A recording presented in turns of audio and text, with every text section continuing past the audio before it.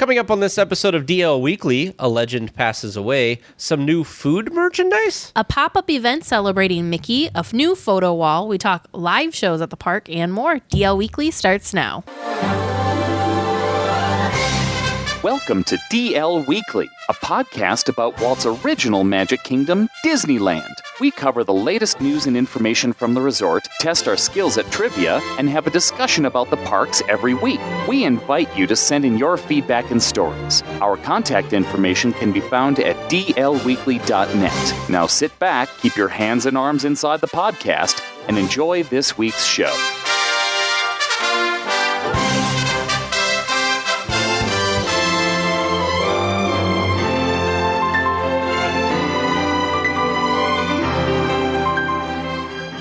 Hello and welcome to this episode of DL Weekly for the week of February 20th, 2019. I'm Tag Bushman. And I'm Teresa Urban. We would like to send a shout out and a big thank you to all of our supporters on Patreon, including Jason M., Leanne K., and Megan O., who just joined us at the Park Hopper level, Russell M. for increasing your support to the AP level, and also to Sarah E. for joining us at the cast member level. This support helps make DL Weekly possible. Our patrons get some pretty nice perks like access to our Discord chat, live show recordings, some DL Weekly swag, and more. If you'd like to learn more, head on over to dlweekly.net/support. Well, a few weeks ago, we talked with Fred from Touring Plans about how their system helps you get the most out of your day at Disneyland. We're happy to announce that as a listener of DL Weekly, you can get your first year of Touring Plans free when you contact James or Mike over at ConciEARS to book your next Disney vacation. ConciEARS is offering this to all listeners of the show exclusively. Be sure to let them know that you are a DL Weekly listener. ConciEARS will get your hotel, tickets, dining reservations, and everything else customized for you, and then you can log on to Touring Plans and get your days laid out so you can get the best value for your times at the park. I think it is a great value and an awesome combination with those two. Well, if you're going to the park soon and want to be wearing some DL Weekly swag, head on over to dlweekly.net/store to pick some up. Today through February 24th, if you order something, you can get 30% off. Now let's get to the news. In a sad bit of news, Dave Smith, the archivist for the Walt Disney Company, passed away this week. He was 78. Dave created the archives in 1970, which houses items such as Walt's parents' marriage certificate from 1888, ticket number 1 for Disneyland, and the original Steamboat Willie script, and many more. Just such, what a huge contribution that this man had to preserving all of the different aspects of the history of Walt Disney, the company, and also the man himself. I would just love to spend just an hour going through and just looking and seeing what I could see in the archives. And, just to think that none of this this stuff may not still be around if it wasn't for Dave Smith. So thank you, sir. Yes, Dave Smith did some really great work. He worked for the archives and maintained them for over 40 years. Yeah. And it was, there is, like Teresa said, a lot of things that would not even be around if he hadn't found and kind of saved them. Anybody in the company that had ever interacted with him knew that he was the guy that had the answers to anything having to do with Disney history. One thing that's really cool about him is that he liked to set the record straight on things. So there's a lot of rumors and stuff about the Disney company and various things. And so he likes to debunk or liked to debunk these kind of things. But what's amazing to me was when he started there, he was the only person to do the Disney archives. And now there are 24 people as of 2016 that work on it. That is amazing that he's created this legacy for the company. And I'm really happy because one of the things I'm really excited to see at the D23 Expo is the Disney Archives section. Yeah, for sure. Well, and it's just amazing because the other cool thing is just, it was enough work just for him beginning out, but the fact that they keep uncovering more and preserving more history that they had to grow, it's great. Yeah. Well, he'll be missed. I'm sure there are some of you that might not like our food discussions as much as we do, but even Disney is getting into the act with food-themed merchandise. Some new items, such as shirts with Mickey ears made out of donuts proclaiming, "Donut judge me, I'm on vacation," string lights in the shape of favorite snacks at the resort, and more. Is it too much food? I don't know. I think that I like the cleverness of a lot of these new items. Some of them I really, really like. Other ones I'm not that big of a fan of. The thing that's really kind of difficult for me is some of them I think are very, very obviously Disney themed. It's the Dole Whip, it's the Mickey shaped pretzel, or the premium ice cream bar. It's very classic Disney, I guess, just in general. Whereas other things, like there's one that says, which I think is funny, it's like churro eating world champion or something like that. To me, it's Disney. It's a nod to Disney, but I could see people not knowing things about Disney, not realizing that it is Disney merchandise. So I don't know. I kind of have mixed feelings. I think some of it's really awesome and really fun and clever. Others just not quite my style. But yeah, I get what you're saying about not, because a lot of the things you can get at Disney is you look at it and right away, Disney or Disneyland, that type of stuff. But I get what you're saying for sure. Well, the good news is that there's also some new attractions-themed merchandise as well. Some of the featured attractions include the Mad Tea Party and It's a Small World. Even having some fun with the tamer attractions sporting I Survived with a design from It's a Small World. I feel like Vern would really like this because he get driven nuts by the It's a Small World theme? The song gets stuck in his head for the rest of the trip once we have been on the attraction. So he kind of tries to put it off towards the end. It's not that he doesn't enjoy it. He just doesn't want to have that song stuck in his head the whole time. So yeah, that would be a good one for him. I like the kind of play because I feel like that I'm sure that there are some listeners of ours that aren't into the thrill rides, but something that's kind of cute like I Survived or whatever for that could be good.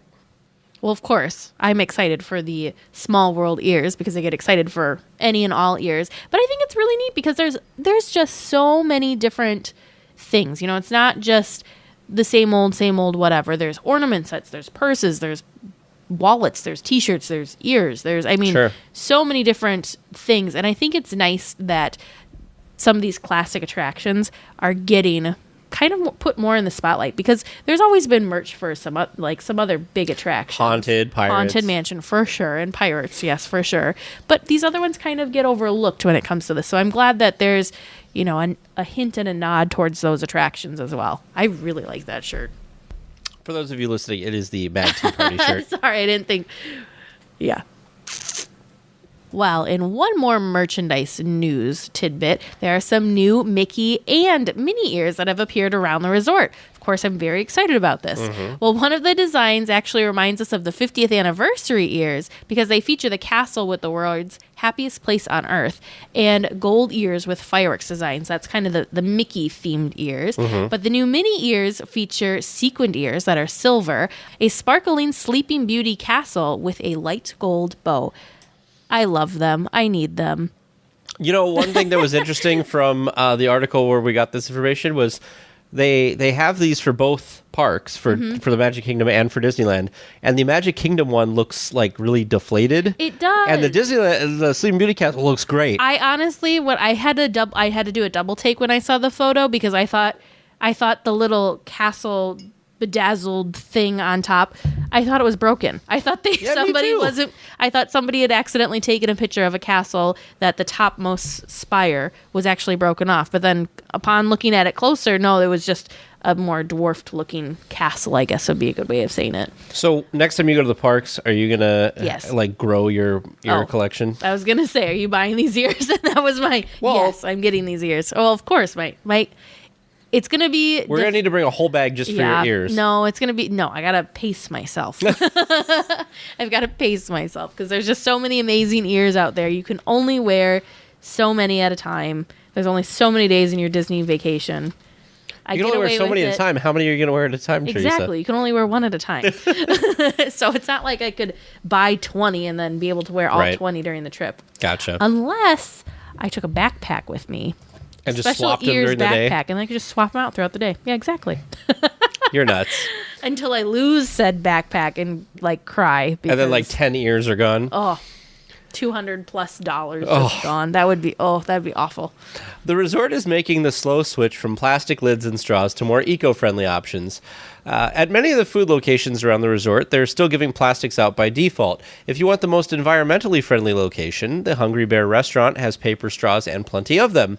We're sure that as time goes on, the remainder of the plastic supplies they have on hand will be depleted, and the paper alternatives will replace them. I'm very excited that we're seeing some of the paper straws in Disneyland, because before, the only place that you would see paper straws at a Disney park was over in Walt Disney World. So it's nice to see that they are making their appearance and they are coming to Disneyland.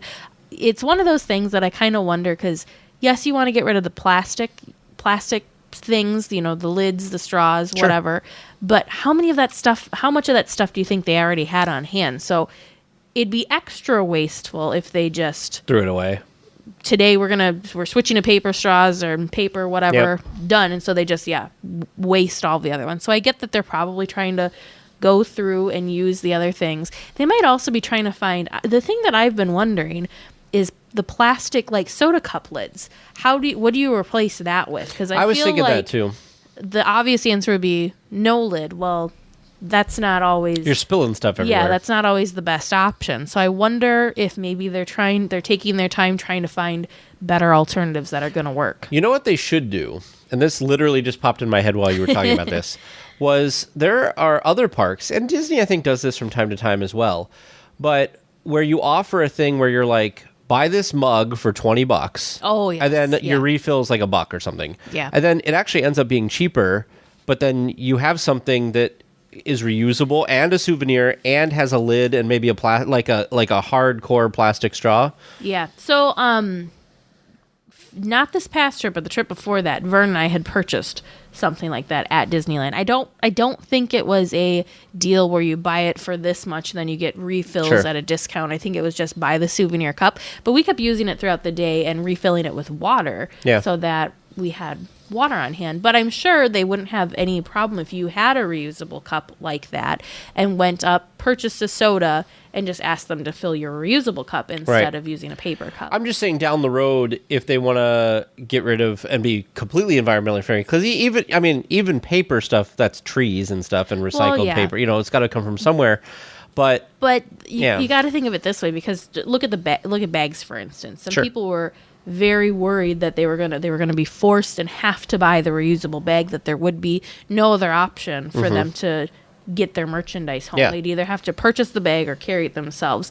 That's not the case. The plastic bags are still available. They're just trying to not get as much. So think about that with if you had offered beverages and didn't supply cups. Yeah. I don't think you can do that. I don't think you'd be able to. I think you can have it as an option for sure. Yeah. But you would still have to have the paper cups and the disposable cups. I'm just thinking if you make it an economically viable thing, because right now when you go to the parks, drinks are like $4, right? For like a small drink or whatever, it's like $4. So if you could offer, you pay $10 for the cup and then it's $1 per refill. If you're there for 5 days or 4 days or whatever, like that ends up being a really economical deal. Oh, for sure. So. Yeah. Nope, I totally get that, but I don't think we'll ever see it just that way. Yeah. I think there's always going to be disposable things at the park. I think I saw an article, I can't remember if it was for Disneyland or for Disney World, but this last week, but they were talking about that the old, I think it was for Disneyland now that I think about it, that the old cups were very flimsy, so when you would like pick them up without a lid, they would like squish, and that's a problem, and that they had switched over to some firmer cups that you could carry and it wouldn't squish. So I think they're figuring it out. It's not, they haven't found the right combination of things for everything yet. Yep. And it'll take time because it's a large place. So yeah.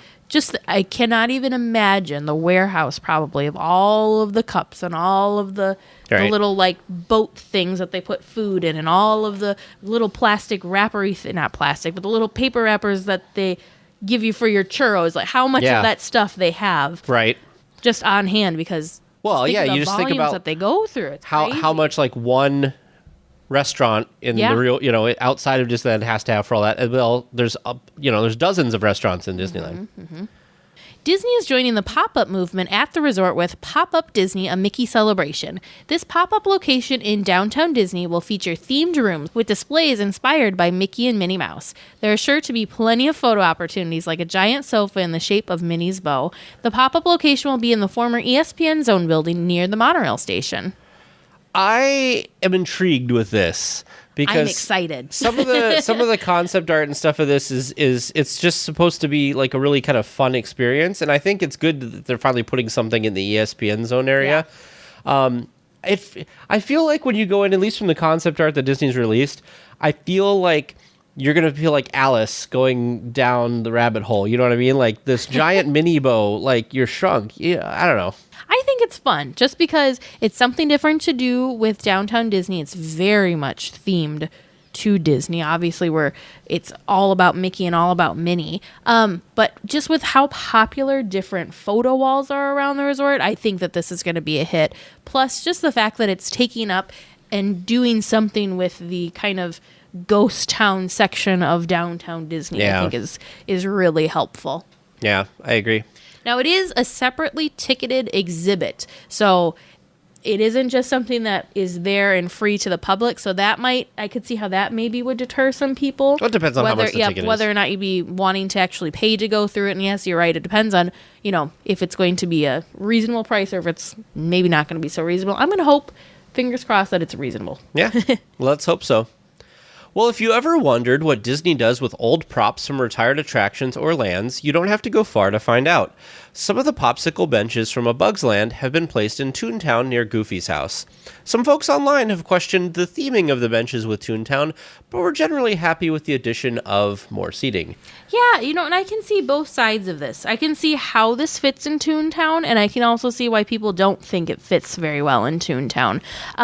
Some people were mentioning, which I think made perfect sense, is if these benches were perhaps moved closer to Gadget's Go Coaster and over by like Chippendale's Treehouse, that would make a little bit more sense. Scale-wise, yeah. For, scale-wise, because they would be picking up regular size popsicle sticks and being able to make that into a seating bench, whereas Goofy is kind of life size or human size, I guess we could say. So it wouldn't make as much sense for him to have popsicle, but he's also it's Goofy. He's Goofy. So so I could see him having something just look like that and thinking it's funny and clever, because it is nice. They are brightly colored popsicle sticks. But who knows? Maybe in the future these will not be painted the same. Maybe they'll get a fresh coat of paint and they won't look quite so popsicle stick-esque. I'm just glad that they are using for sure. some things back in the parks instead of ending up at like a Eaton Galleries auction thing. Yep. Nope. I think it's great that they're reusing these things too. Plus, just the fact that they're adding more seating is awesome as well. Well, the gate in Toontown next to Minnie's house that we reported previously as having a Minnie design with polka dots has been rethemed to another fun photo wall. The new version of the gate features Mickey and Minnie holding balloons and a heart with a sign that says "Celebrate" and "Love your pals" on a cloud at the bottom. So, it's so cute. So because it was a Minnie thing. It was like one of the Instagram wall-y kind of things. Just polka dots. So, I mean, it's nice that it has this. Obviously, it's celebrating their 90th birthday, which I think is cute. Of course, adding any type of theming and stuff is great. I don't know. I don't really have, strong opinions either way, I guess, on it. So, me personally, I actually like this wall a little bit better. It's definitely more vivid. I like the colors seem to kind of match more, so it feels like it blends in better to the area than the previous polka dot wall did.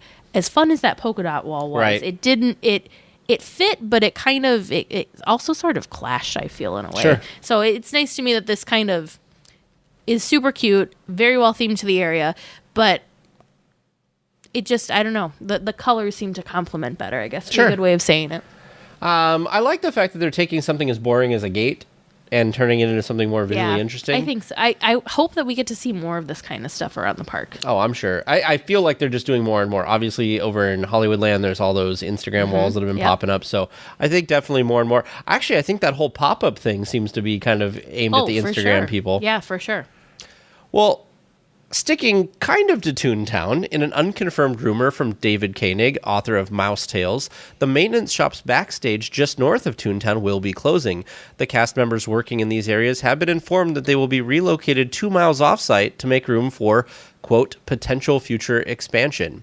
This is the area rumored to be where the Mickey's Runaway Railway attraction will be constructed. Say that 3 times fast. I don't know why I have such a hard time saying it. So it's a tongue twister. I would be the same way. But anyway, so back to the story. So you guys, this is totally a rumor. This was something that David had just thrown out there. But, it is really interesting, though, because this is exactly the area that they were talking about putting the new attraction in. So fingers crossed that maybe we're getting a new attraction in Toontown, and maybe Toontown will get a little bit more love and more people will go visit the Toons. Well, what excited me was last week, of course, we had Fresh Baked on.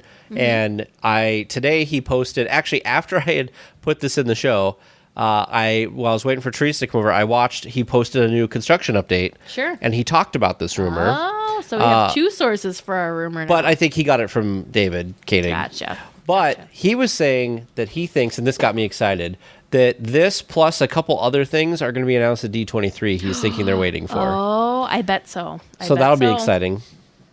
That'll be exciting. How many days? I just looked at our day counter. 180 some days, I think it is, until D23. Yeah. It can't come soon enough. 182 more days. Well, now it's time to head on over to Trivia Land, where producer James will try and stump us with some Disney trivia. He's going to read us the questions. We're going to try to answer. And then James will give us the correct answers after the discussion topic. So what do you have for us this week? All right, our first question is, what Disney character was on hand for the decommissioning of the submarine attraction on September 8th, 1998? I'm going to say Ariel. I'm going to go with Mickey. Mickey? Okay. It's a bold choice. I don't know what. But they were talking about maybe making it into a Atlantis. Oh. They were talking about Atlantis. Do you want to switch from Mickey to some Atlantis character? I don't think it was an Atlantis character. Okay. Didn't Atlantis come out in the 2000s anyway? Yeah. Yes, it did. Yeah, because there was a chunk of time where there was. I mean, not that I'm helping you figure out the answer or anything. Yeah, no. Sure. There's a long time that it was just a poor empty lagoon. All right, moving on. Subs. All right, second question. This comes from listener Thompson. And the question is, did Disneyland open on July 17th or July 18th? Okay. This is hotly debated. This is hotly debated because technically July 17th, 1950. No. July 17th, 1955 was the media day, Gotcha, and it yep. opened to the public on the 18th. So it depends on what you mean. But if we're going to go for public opening, it's the 18th. See, I'm going to say the 17th because I feel like whenever you look it up, the 17th is always the date that you see I agree. it. But I think we're going for public. Is the anniversary date. It is. Too. Like when they celebrate the birthday, it's the 17th. I'm going 17th. All right. That is the debate. Thompson predicted exactly with this conversation. So thanks for the question, Thompson. All right, our third question comes from Daniel. And Daniel wants to know, how old is the petrified tree displayed in Frontierland? Oh, it's like 2,000 years old. 2,000 plus years old. But I don't remember like an exact year. How close are we getting? Does he want like exact years? We'll go within 5 million years. I'm going to say. Oh, Jesus. I'm going to say. So you're not even close. I 3 for some reason was sticking out to me, so I'm going to go 3 million years. I like how I said 2,000 plus and you said 3 million after he said million. No, 3 was sticking to me, and you said like 5. All right. You said well, I know I got like, that one wrong. Apparently. I am barely holding back laughter after you gave that answer tag. All right, so our last question comes to us from listener Lauren W. And she wants to know, what park attraction was originally the ticket booth when Disneyland had the pay-per-attraction model? Well, there's a couple. Okay. What well, attraction still has the ticket booth? Well, there's 2. There's Alice in Wonderland, the mushroom. Yep. And then there's the lighthouse. Yep, that's exactly what I was going to say. Well, look at you two being so confident. We'll see if they did well right after the discussion topic. Well, this week for the discussion topic, we are taking a topic that was voted on by you guys, and it was talking about live shows like Mickey and the Magical Map or the Dick Tracy Show. So we're going to start by just giving kind of a really high overview of history of the area, and then we're going to talk just about a few of the things. We're not going to talk about all the different shows. We're just going to pick a few. I picked some out that I've actually seen, and I remember a little bit from when I was a kid. Teresa has some that she's experienced, so we're going to kind of talk about that. So we also are limiting this to what is now the Fantasyland Theater, but originally was Videopolis when it was built. Yes. So what was the first show in Videopolis? All right, so Videopolis actually opened back in 1985, and so Videopolis is, like Tag mentioned, where the Fantasyland Theater is today. Same spot there. So if you guys don't know where that is, it's kind of back by It's a Small World, but if you have entered Toontown, you've gone too far. Yeah. Just kind of off to the side. You actually get to see it pretty well from the train. Yep. You can kind of peek down in there. Get off at the Toontown Depot, like it's right there. Yeah, it's a really nice theater. It is. It's shaded, which is awesome. It gets a nice breeze. It has, actually. it's actually, for being an outdoor theater, it's very, very cool the times that I've been there. Now, I've never been there on any of the like record high heat days, but I think it's very comfortable considering it's an outdoor theater. The other thing that's really nice is when they designed this theater, they definitely designed it with the guest in mind, because it feels like there is not a bad seat in the house when you're sitting there. It's nice and sloped. There's nice spacing, I feel, between the benches. Yeah. Anyways, it's very, very well done theater. I really enjoy going to see shows there personally. But anyways, so Videopolis was actually pretty cool, because during the day it would have these different shows, but then at night it'd be transformed into this kind of like dance club where they would play music videos. It looks like there were 70 different video monitors that displayed all of these different videos or live feeds that let the guests kind of watch themselves having a good time. So it was very 80s. So it was very neat. But anyway, so the first show, because we're talking about the shows that started at Videopolis, was The Magic of Christmas, and so that ran the Christmas seasons from 1985 through 1988. So again, it wasn't running the whole time; it was just during the holiday seasons. Next show was Singin', Dancin', Hi-Ho, which was in 1987. Circus Fantasy, which was 1988. Which, if I could go back in time, I'm very much drawn to this show. Well, you would really both like the circus. Really like circuses, so I think that this would be a really fun kind of mashup of Disney and the circus. So this next one was from 1989, was called Showbiz Is, and I'm not sure about what that is at all. It's kind of showbiz, I suppose, but but Showbiz Is. Yep. Like, that's weird. And then the next one is actually a show they had called One Man's Dream, which was a celebration of Walt Disney that played from December 16th, 1989 through April 29th, 1990. I would like to go back in time and watch this show as well. Yeah. So I was looking at this one because it actually originally premiered in Tokyo Disneyland, and then came to Disneyland, in Anaheim. Oh, sure. But it also it started and closed before the one in Tokyo. So it ran in Tokyo for a little while longer. But it's kind of neat to kind of have like a show that kind of was dedicated to Walt Disney and kind of his legacy. I will say the interesting thing about this too is if you go to Disney World and you go to Hollywood Studios, there is a movie that they play called One Man's Dream. This is not the same thing. And then the next show that was in there after One Man's Dream closed, and I remember this one, and this is one of the ones I picked, was Dick Tracy in Diamond Double Cross. And so I don't remember a lot of the show itself. I do remember seeing it because I remember Dick Tracy wore that like bright yellow suit or zoot suit. And I just remember seeing that in this theater because it's something that kind of sticks in your head because they're all wearing such bright, vivid colors. They almost look cartoonish. They do, yeah. And that was kind of the whole thing with Dick Tracy. And so it was a stage show based on the feature film that came out in 1990. It also played in MGM Studios, so it was at both parks. And then, again, the same kind of situation. It closed at Disneyland first, also in 1990. So it didn't last very long. It only lasted from June through December. Well, after that, Plain Crazy, that featured characters from Tailspin and Disney Afternoon, ran from March 15th, 1991 through September of the same year.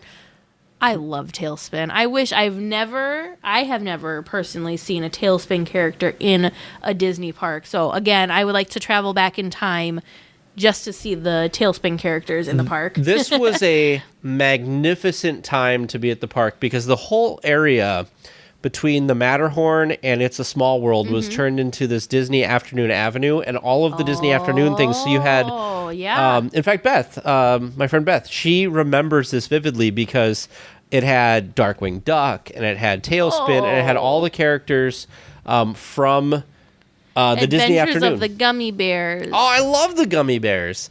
So Chippendale Rescue. Oh man, I could just keep going. So that was just for that summer that they were kind of really pushing the Disney Afternoon situation. So that's kind of why that was there. Now the next one was a replacement for the Magic of Christmas show that played during the holidays, and that was Mickey's Nutcracker. I also remember seeing this. It was obviously the traditional tale of the Nutcracker, but it was Mickey Mouse. And that ran for the Christmas seasons of 1991 and 1992. And the last show, as Videopolis, as the theater was then called, was Beauty and the Beast live on stage, which ran from April 2nd, 1992 through April 30th, 1995. Now, I can't say that I saw the Beauty and the Beast live on stage at Disneyland. I did see this, though, when I was younger at Disney World. So this originally opened actually over in Disney World in 1991, which was the same year as the film's premiere. It wasn't until 1992, though, that this came to Disneyland. The Disneyland version was slightly different than the Walt Disney World version, but a lot of the same favorite songs, of course. There's so many good songs. And, you know, every time that you see... I've seen obviously the movie, Beauty and the Beast. I've seen the live-action movie, Beauty and the Beast. I've seen Beauty and the Beast on Broadway, and I have seen Beauty and the Beast at Walt Disney World. Such a great theatrical show. I have not been disappointed with any of them. So, yeah, I feel like you can't go wrong with Beauty and the Beast. Such great music, such great performance. You know, it's very visual, it's very colorful, it's very lively. Well, think about this, Teresa. You talked about how popular it was. Well, the show was so popular that it ran 4,300 times in just over 3 years. That's just crazy. So what does that calculate out to? 4,300 divided by 3. So 1,400 times a year. So divide that by 12.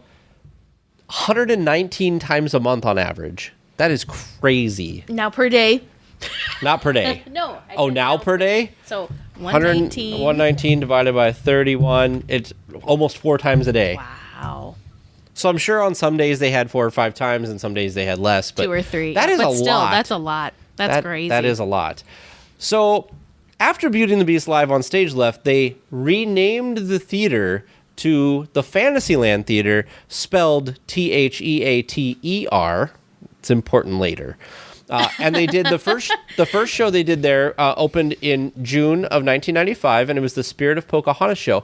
I also remember the Spirit of Pocahontas show because this is when we went and experienced the 40th anniversary celebration and the Indiana Jones adventure that summer opening. So I do remember the Spirit of Pocahontas being there, and that was also a very good show. All of these shows, or a lot of these shows, I'll say, like Beauty and the Beast and Pocahontas, were very Broadway-esque shows. They were very well produced. Very high caliber. And just looking at the sets from these shows, it makes you feel like you've become part of the movie, and the movie is jumped off the screen and is being performed in front of you in real life. Because, I mean, I'm looking at the set right now for the Spirit of Pocahontas. It almost looks, it's very cartoon-like. It's not like they made it very, I don't know, real life looking. The trees and the plants and everything look they just look rounder and softer and like it was a cartoon. Yeah, and the colors and stuff for sure. Yes, it looks very much like you saw on the screen. So next we had Animazement, the musical, which ran from June 18th, 1998 through October 21st, 2001. Now, I had not seen this in person. Me either. But I just am thrilled with what they called this. So while we were getting the script together, Tag and I actually found an old video on YouTube of this, and we're watching different bits and pieces of it. And Hercules was part of this one. We had the Hunchback of Notre Dame. There was a lot of Pocahontas. There was a lot of songs. Ariel, she was in there too. But there was a lot of songs that, you know, we see Ariel and we hear Part of Your World and Under the Sea frequently. Beauty and the Beast, we have it had its own show. Same thing with Pocahontas. But I was very surprised that we had Topsy Turvy from Hunchback of Notre Dame.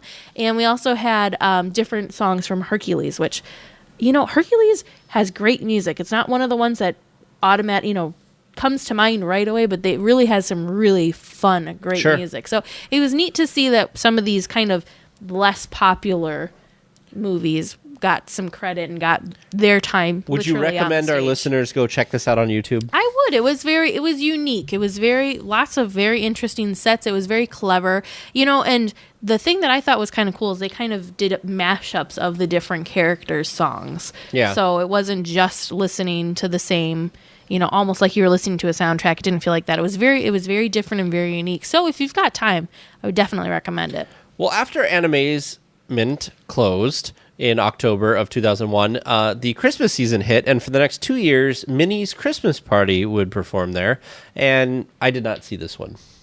Yeah, nope, I did not either. And then after Minnie's Christmas Party, we had Mickey's Detective School that ran from 2002 through 2003. I do remember this one, too. I don't really remember anything about it, but I do remember that Mickey was dressed up like a Sherlock Holmes, like with the hat and everything. With the hat, yep. Yeah. I do remember catching part of this. Mm-hmm. Next, we had Snow White, an Enchanting musical that ran from February 2004 through September of 2006. Now, this one I also remember seeing because I remember reading about it online as it was getting developed, and they spent a lot of time and money upgrading a lot of the sound system and technical aspects of the Fantasyland theater so they could do a lot of the stuff. This had some really cool special effects in it. It had a lot of set pieces that, for instance, when they were going after the evil queen or whatever, and she like turned into the old hag and stuff, they did a lot of like smoke effects and lightning effects, and they had some sets that like would like turn and people could drop through. I mean, there was a lot of very elaborate staging on this one, and I enjoyed it. It was nice to see all of the dwarves and stuff come out too, because you don't see them too often all together like that. So it was pretty nice. I liked it. Looks like there was even an animated magic mirror, which was voiced by none other than Sir Patrick Stewart. I love Patrick Stewart. I just love that little kind of tidbit of, everyone knows Patrick Stewart mostly from Star Trek, but the fact that he was the magic mirror, I just loved. Well, the magic mirror here was cool too, because the way they did it was very theatrical. It was a regular mirror, and it would like swirl out of the way, and the face would be there, and the face looked like a broken part of the mirror, and it would talk. Oh, yeah. No, that's very different from how you traditionally see the magic mirror, because usually it's like a smoky image that appears on the mirror. It's not the actual mirror. Plus, look at the dwarfs. What do you notice that's different than the traditional dwarfs that you see in the park? Oh, that they're real people faces. It's not a full body costume with a head. Mm-hmm. It's not the giant heads that they normally have. So it was kind of cool to see like realistic looking dwarves. So I think this is a really nice, looking at the costume and looking at the set. It's a very nice compromise between real life versus cartoon. It's kind of a good in between feel. It's not too overly animated, but it's not too much looking like someone walking down the street that you don't believe it, and the magic is kind of washed away. It's a very nice in between, because I'm sure if say for example, if the dwarves were in the full costumes and had the full headpieces, they wouldn't be able to perform as well as Now I will singing. They wouldn't have been able to actually be singing, whereas these guys would have been able to fully perform and sing. Yeah. And this also came out shortly after Aladdin, a Musical Spectacular had appeared over in California Adventure. Yeah. Because of the success of that and being very Broadway caliber, that's what encouraged them to do such a Broadway caliber version of Snow White. So that kind of explains a little bit of that. Unfortunately, this is where we kind of hit a snag for a few years. So after Snow White and Enchanting Musical left in September 2006, the area became kind of a meet and greet area. This is before the Princess Fantasy Fair was built kind of up by the castle. So this was turned into kind of an area for meet and greets for a long time. So it wasn't really used for performances. For shows. So it was really nice. I was very happy when May of 2013 on the 25th, they actually changed the name again of the Fantasyland Theater to be the Fantasyland Theater, Theatre, and they put in Mickey and the Magical Map, which is an amazing production. So good. So good. So tell everybody about Mickey and the Magical Map Trees. So for those of you that haven't seen it, first of all, I highly recommend for you to go and see this. I don't know why, but I always had this kind of thing in the back of my head. I never made it a priority to go back and see this show because for some reason, I don't know if it was the title that made me think this or why, but for some reason I thought that this was geared towards small children. And so I didn't think it would be something that me as an adult would be that interested in. So I just never took the time to go back there to enjoy the show. However, last trip, Vern and I did go back there, and holy cow, I am so glad that we did. The caliber of this show, the special effects, the giant LED screen that's basically the backdrop for the stage is incredible. Yeah. There were some effects that happened during this show that I honestly was baffled, and I think I've talked about it before on the podcast. I was just baffled as to how they did it because they did so well that I did not know it was like magic tricks happening in front of my eyes. There's whole segments where literally there's a part of the show where it literally looks like Mickey is coming out of the screen. He walks out of the screen basically. It is amazing. And then there's a part towards the end which I was not ready for. Where the map actually splits in half and more set pieces come out, and I was like, "How did that just happen?" It's because incredible. The screen is so crisp. It's not you usually with a larger screen like that, sometimes it can seem grainy or pixelated, but it wasn't. No, it felt like you could touch it. It was so crystal clear. So kind of just to summarize the show to give you an idea of what all goes on. So the show kind of starts with Mickey, and he's in the studio of Yen Sid, who, if you guys don't remember who that is, you know him from Fantasia in The Sorcerer's Apprentice. He is the sorcerer. But in this part, he's actually a map maker, and he's creating this giant magical map, which is the big LED screen. And so basically, of course, it's Mickey, and it feels very much like The Sorcerer's Apprentice. As soon as the boss is away, Mickey decides that he's, going to play and he can do it himself. So he, of course, gets into a little bit of mischief and tries to do different things with the map. Well, the map actually takes him to different places, and so there's an adventure area that it takes him to, which gives us some scenes from the Jungle Book. It's called the Dream Village, which gives us different songs of hope and yearning. So we see Pocahontas, Mulan, and characters from Tangled singing different songs from their shows. Then, of course, we have Celebration, which, I don't know, for me, Celebration, the one song that comes kind of to mind right away would be Under the Sea, because it's just so happy and bubbly. No pun intended. Sure.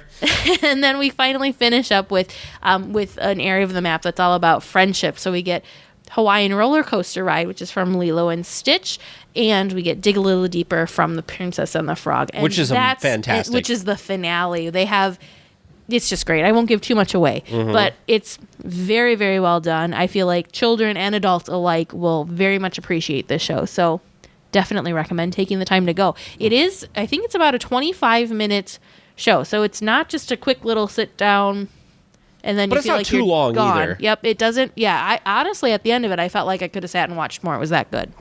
Yeah. No, this is definitely one of those things that you should definitely see. I think, I hadn't thought about this show recently, but I think when we go, we should definitely see this if it's there, because it's a good show. And 25 minutes is not that long. It's great to there's a food snack bar right out there too. Grab a snack, take your lunch there, bam, lunch done. Break. I saw actually a lot of people were doing that when we went. Either they had purchased something at the little snack vending area, or maybe they had brought in their own lunches, and so basically, they sat and ate while waiting for the show to begin, and then you got to sit, digest, and enjoy the show. It is a great show. In fact, talking about it makes me want to watch it again. So I feel like I'm going to have to pull up a YouTube video later. I think I know what we're doing later. Oh, maybe. So, that's all the shows that were in the Fantasyland Theater. Now, there are obviously some other shows that we can talk about, but we did not talk about on this episode. We'll save them for a different episode. But we can talk about, over at the Hyperion Theater, we could talk about Blast, which was the original show there. We could talk about Steps in Time, which was the second show there. We could talk about Aladdin Musical Spectacular. We could talk about the Frozen. So that's all just in the Hyperion. Yeah. So I mean, there's tons of venues. So much entertainment and so many different shows going on throughout the resort. Maybe in the future we should talk about some of the street entertainment, because we haven't really talked about that. Because we can talk about the Dapper Dans. Or the piano guy at the Coke Corner. Again, so many. And the thing that makes me kind of sad about the more street performer people is so many times I just watch people go right past them and not even realize that something's going on. Yeah. Well, we talked about that last week with David. With David, that's what makes Disneyland so special is enjoying these smaller things instead of having, seeing a show like Making the Magical Map, this big production is one thing, but enjoying the smaller things, the people, the placemaking people, if you will. Well, we have launched another way for you to join in the conversation with the community. You can head over to dlweekly.net/forum to be taken to our new forums. They are free and open to everyone to chat about Disney parks all around the world. Head on over, make a quick post about yourself in the introductions forum to join in on the discussion. Well, did you enjoy listening to this episode of DL Weekly? You can support the show for as little as 25 cents an episode. If you want access to the supporter chat like we always talk about, it's only 75 cents an episode. Please consider joining supporters like Anthony G and head over to dlweekly.net/support. Well, now it's time to return to Trivia Land and get this week's trivia answers from James. All right, let's see how you did. Our first question this week. What Disney character was on hand for the decommissioning of the submarine attraction on September 8th, 1998? I said Ariel. And I said Mickey. You're both wrong. Donald. It was Donald. Donald! Oh, man. Where did you come up with that I don't one? know. I just decided he's one of the Fab Five and water. Yeah, ducks like water. He's a sailor after all, so... Sailor. Dang it. Why did I think of this before? I don't know. Took too long to get there. All right, our second question from Thompson, the controversial one. Did Disneyland open on July 17th or July 18th? No matter what you say, James, people are going to fight you on it. Yep. Can't wait to get more one-star say? reviews for you. Thompson said July 18th is the public opening, and that's when the park opened to the public. I'm giving Teresa a point for the 17th, too, because... It's too controversial. I gave you two options, and both are correct, I guess. It's our show. No, I'm just kidding. Well, we know the next question I've gotten wrong, so I will just put a 0 down for me already. So what is the next question, James? So from Daniel asks, how old is the petrified tree displayed in Frontierland? Teresa said 3 million. I said 3 million, and Tag's not going to repeat his answer, apparently. Nope. Yeah, according to Daniel, it's 75 million years old. Oh my gosh. Okay. Threes. I don't know why 3 was ringing a bell, because there's nothing. I figured me giving you a 5 million gap would have told you it was kind of bigger, but I guess 2000's still a good guess. We're not good with hints. Shh. Number questions, they just get you. All right, the last question from Lauren W. was, what park attraction was originally the ticket booth when Disneyland had the pay-per-attraction model? And we just said that the 2 ticket booths that are still found or still in the park are located. There's a mushroom over by Alice in Wonderland. Yep. And then there's a lighthouse that's over by, is it Storybook Canal? Yep. Storybook Lane Canal Boats, yep. Well, that's like a correct answer and a bonus point for you. Woo! What did they say? What did she say? The only one provided by Lauren was the yellow mushroom outside of Alice in Wonderland. So, yep. Look at you teaching us all something a little bit extra. I will say, if you look at the size of the mushroom and you look at the size of that lighthouse, can you imagine being in that little thing all day, giving out tickets? Because that's very small. Which one is? Both of them. Yeah, both of them are. I feel like the lighthouse for some reason feels more cramped to me than the mushroom is, and that might just be because it's taller and it seems yeah, but still not fun. No, well, because think about it, you probably have tickets in there and like a little counter and money and like maybe a chair. Yeah, very cramped. How would you fit all that in there? They have when their we go, ways. we should measure. Excuse me. Why can don't we please why look don't you try to inside sneak of in? the mushroom? Well, they've boarded it up. It's not even a thing. Well, yeah, sneak Maybe in there's still. a door. We'll have to. We'll have to investigate. We'll do some reconnaissance. Sure. Well, if you have some trivia you'd like to send me to help stump Tag and Therese every week, my email is trivia@dlweekly.net. Well, we will be back next week with more Disneyland news and information. So until then, go out and enjoy the parks. Ladies and gentlemen, Disneyland has now ended its normal operating day. We hope you've enjoyed your visit to the Magic Kingdom and that you'll be back with us again soon.